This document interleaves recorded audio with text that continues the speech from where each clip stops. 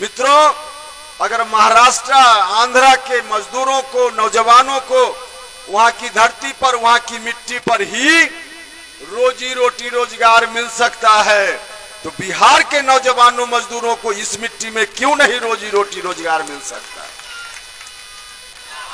सब कुछ हो सकता है, सब कुछ हो सकता है। जो हिंदुस्तान में कहीं हो रहा है, बिहार की धरती पर भी हो सकता है। अच्छी शिक्षा का इंतजाम, स्वास्थ्य व्यवस्था का अच्छा इंतजाम, नौजवानों के लिए रोजगार का अच्छा इंतजाम इसी मिट्टी पर हो सकता है, लेकिन नहीं किया लोगों ने। मौका तो आपने बहुत दिया। 15 साल जो पहले थे आज भी घूम रहे हैं आपके बीच में, आज भी आपके बीच में घूम रहे हैं। लेकिन याद रखिएगा भाइयों और बहनों, आज फिर से घूम रहे हैं। 1990 से 2005 क्या दुर्दशा बिहार की, और फिर से घूम रहे हैं। आकर मंच से चाहे जितनी अच्छी बात कर जाएं, लेकिन कलेजा पर हाथ रखकर सोचिएगा। राष्ट्रीय जनता दल के भी कोई साथी होंगे तो कलेजा पर हाथ रख के सोचेंगे। आज इसलिए नहीं घूम रहे कि लोगों को रोजगार देना है, शिक्षा देनी है, स्वास्थ्य देना है। इसलिए घूम रहे हैं कि आप वोट दीजिएगा, ताकत दीजिएगा तो किसी तरह से जेल से बाहर आ जाएंगे। इसलिए घूम रहे हैं, इसके लिए घूम रहे हैं। आपके बाल बच्चों के लिए नहीं घूम रहे हैं। कहने के लिए मुख्यमंत्री के उम्मीदवार हैं, लेकिन वोट आपका इसलिए नहीं मांग रहे कि मुख्यमंत्री बन जाए अगर भूल से, तो आपकी खिदमत करेंगे, आपके बाल बच्चों की तकदीर को बदलने का काम करेंगे। इसलिए घूम रहे हैं कि खुद भी जिस तरह से काला चिट्ठा लोगों ने जारी कर दिया है, एक नहीं अनेक मुकदमों के शिकार हो गए हैं। आज नहीं तो कल जेल जाना है, तो जेल से बचने के लिए लोग वोट आपसे मांग रहे हैं। तो किसी एक परिवार या व्यक्ति को जेल जाने से बचने के लिए, जेल से बाहर आने के लिए वोट देना है, या अपने बाल बच्चों की तकदीर को संभालने के लिए वोट देना है? 15 साल उनका, 15 साल इनका। आज क्या स्थिति है बिहार की? क्या स्थिति है बिहार की? 15 साल, 5 साल कहा था नीतीश जी ने, आपने इनको भी दे दिया 15 साल। लेकिन 15 वर्षों में शिक्षा का सवाल हो, स्वास्थ्य का सवाल हो, रोजगार का सवाल हो, हर तरह से बिहार आज भी बीमारू राज्य की श्रेणी में गिना जाता है।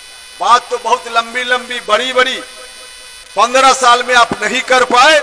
मैं तो चुनौती देकर कहना चाहता हूं नीतीश जी से, आदरणीय नीतीश जी, पूरे बिहार के अस्पताल को, पूरे बिहार के स्कूल को आपने बनाया कि नहीं बनाया लोग जानते हैं। अगर आपके पास कोई एक उदाहरण हो तो बताइए बिहार की जनता को। मेरी चुनौती है इस मंच से, बाजपट्टी के मंच से मैं चुनौती देना चाहता हूं। एक भी अस्पताल पूरे बिहार में, कोई एक अस्पताल पूरे बिहार में, कोई एक सरकारी स्कूल आप बताइए जिसको आपने मॉडल के रूप में खड़ा किया हो, और आगे आप कहिए बिहार की जनता से कि मौका मिला तो इसी तरह का स्कूल हम बाकी स्कूल को बनाएंगे, इसी तरह का अस्पताल हम बाकी अस्पताल को बनाएंगे। एक भी उदाहरण हो तो बताइए। बर्बाद कर दिया, चौपट कर दिया।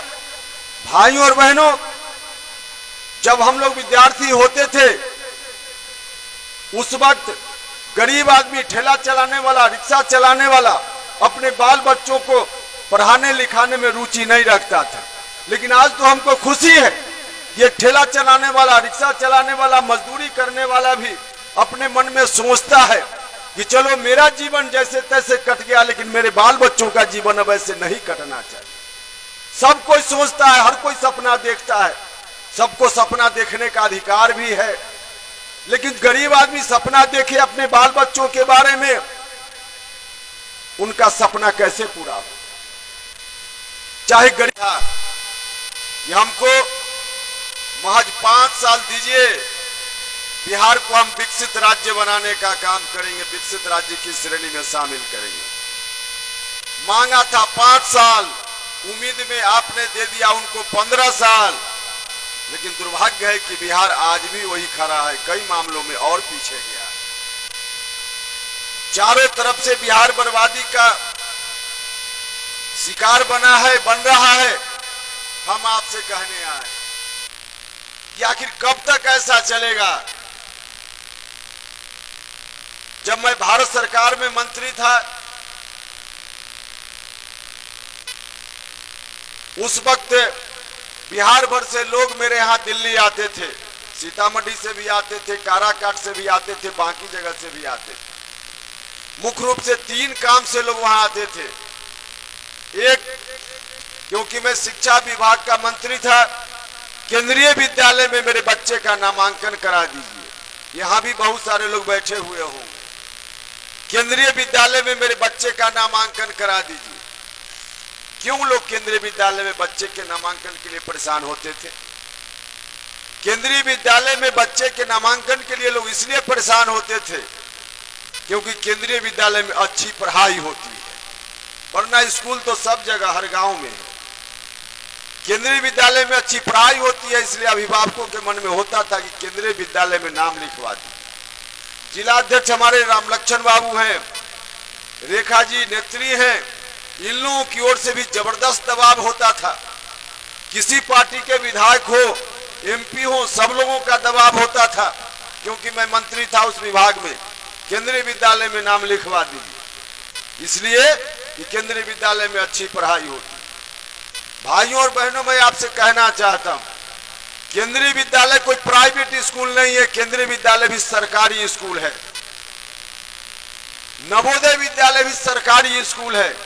पार्टी के जिला अध्यक्ष जी सफाई दे रहे थे कि लोग भ्रम फैला रहे हैं ओवैसी साहब का कौन उम्मीदवार है। आपको सफाई देने की कोई जरूरत नहीं है।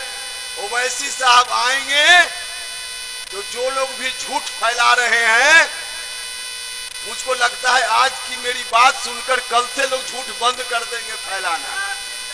इसलिए उसमें कोई कंफ्यूज होने की जरूरत नहीं है। हम लोग आएंगे और फिर से आपके बीच सब जगह जाकर के लोगों के बीच अपने प्रस्ताव को रखने का काम करेंगे। तो आप सब लोगों से यही आग्रह है कि 5 साल दीजिए। आप सब लोगों ने ताकत दी, आप सब लोगों ने ताकत दी, तो उपेंद्र कुशवाहा उस ताकत का इस्तेमाल करके दूसरे लोगों की तरह अपने घर की तिजोरी को भरने में उस ताकत का इस्तेमाल नहीं करेगा। दूसरे लोगों की तरह घोटाला से बचने के लिए उस ताकत का इस्तेमाल नहीं करेगा। चाहे चारा घोटाला हो या चाहे सृजन घोटाला, घोटाला से बचने के लिए इस ताकत का इस्तेमाल नहीं करेगा। लोग घोटालों से बचने के लिए इस्तेमाल करते हैं, और जो लोग भी करते हैं, जो मेरे विरोध में प्रचार करते हैं, चाहे पटना वाले हो या दिल्ली वाले, मैं सबको कह देना चाहता हूं। बहुत लोग दिल्ली वाला का नाम लेकर बिहार में प्रचार करते हैं। अरे भैया, पटना वाले हो या दिल्ली वाले, उपेंद्र कुशवाहा तो खड़ा है सीना तान कर, चुनौती देता है। घोटालों वालों को आप फंसाइए, कोई अगर है हिम्मत तो उपेंद्र कुशवाहा को फंसा कर देखो। आज मुझको मिला है ओवैसी साहब का सानिध्य मिला है, देवेंद्र यादव जी का आशीर्वाद सानिध्य मिला है, ओम प्रकाश राजभर जी, डॉक्टर संजय चौहान जी, सब लोगों का साथ मिला है। तो इतना मजबूत गठबंधन है। अब इस मजबूत गठबंधन की किला को दुनिया की कोई ताकत हिलाने का काम नहीं कर सकती। मीडिया के बंधुओं से भी मैं हाथ जोड़कर प्रार्थना करता हूं, जब जब मीडिया के बंधु मिलते हैं तो अलग अलग सवाल करेंगे। कोशिश उनकी ओर से होती है कि फिर उन्हीं मुद्दों पर उलझाकर बिहार की जनता को भटका दें, और जो मौलिक सवाल है, जिन सवालों से आप लोग रोज जूझ रहे हैं, शिक्षा, स्वास्थ्य, रोजगार का सवाल, यह सवाल ओझल हो जाती है। और सीतामढ़ी के गांव में जो सरकारी स्कूल है उसमें अच्छी पढ़ाई क्यों नहीं हो सकती? उसमें भी अच्छी पढ़ाई हो सकती है, निराश होने की जरूरत नहीं है। दूसरा काम लेकर लोग जाते थे इलाज के लिए। बिहार में अभी एक साथी भाषण दे रहे थे यहाँ कोई इंतजाम नहीं है, गरीब लोग बीमार पड़ते हैं तो यहाँ के डॉक्टर रेफर करते हैं पटना चले जाइए। वोट डालने से पहले जब आप जाइएगा मतदान केंद्र पर, वोट डालने से पहले अपने बाल बच्चों के भविष्य को लाइएगा सामने। किस तरह से आज लोग जी रहे हैं उस स्थिति को लाइएगा सामने और तब वोट डालने का काम कीजिएगा। आपको